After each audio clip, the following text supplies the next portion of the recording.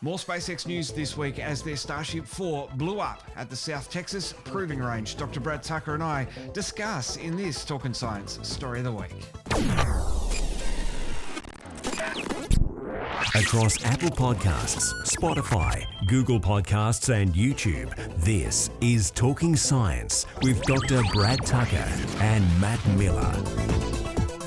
Alrighty, well, our next story here on Talking Science this week is another SpaceX story, completely unrelated to Dragon's success in more ways than one, unfortunately. Starship 4, the fifth experimental prototype to bear the name, has exploded at the proving grounds there in Boca Chica in South Texas. And look, it exploded a day before the other launch, which is not necessarily what you want to see.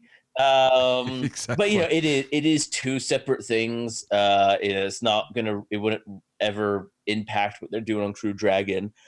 But look, the Starship has not had a lot of successes in their testing lately. They had one, and then they had this other testing on the weekend, and it exploded again in spectacular fashion. When they explode well. Yes, they don't go by halves.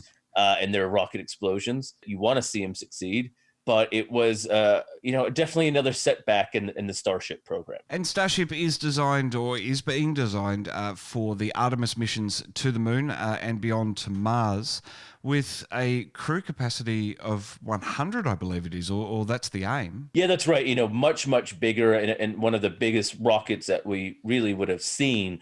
Crew Dragon was able to take 6. This being able to take, I don't know the exact number, but around 100 is really a transporting of a crew of people, a large amount. Now, obviously, you don't have to always put in 100 people in there, but it would definitely be a large volume of people, very different than what we would see in the other configurations of even the Orion capsule, which is being built and tested for SLS and NASA. It is a different beast altogether, and an ambitious one as well. And you want them to get it right, but there's some critical testing that they're trying to do right now that is not going according to plan. And when you're considering even putting, say, the space shuttle, which was the biggest crewed launches that we've seen, so putting more than 10 people in one rocket for one launch, there's a lot of risk involved with that. I mean, as we've talked about, you're literally setting the rocket on fire and hoping it goes upwards. We want to make sure that they all explode when they're empty and they're being tested rather than later on down the track. That's exactly right. It is, it's the theme of today, rocket science. It is a tricky thing that they need to get right. So it's better now than later. You want to make sure that you've done all the testing and you have figured out all the different configurations of what they can do and what they can't do.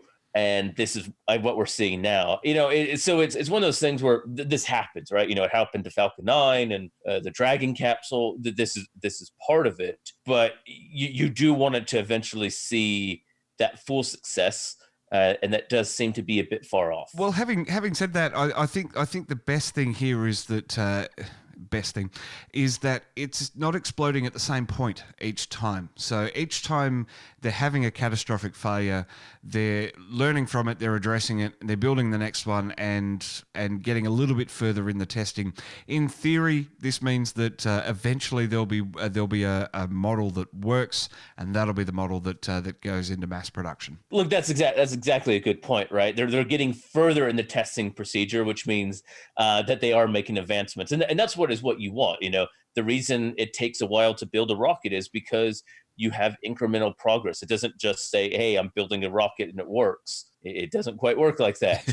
And so they at least are moving in the right track, which is a hopeful sign. Don't forget to follow Brad on social media. On Facebook, he's Dr. Brad Tucker. On Twitter, he's btucker22. Trekzone's all over social media as well. Facebook, Instagram, Twitter, Tumblr and YouTube. Like, follow and subscribe to us. That'd be really cool. If you're watching us on YouTube, leave a comment. What did you think of the Starship explosion?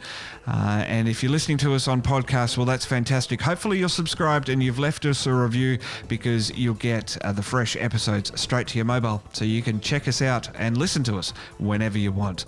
This has been another Talkin' Science Story of the Week. I'm Matt Miller. Thanks so much for listening and watching.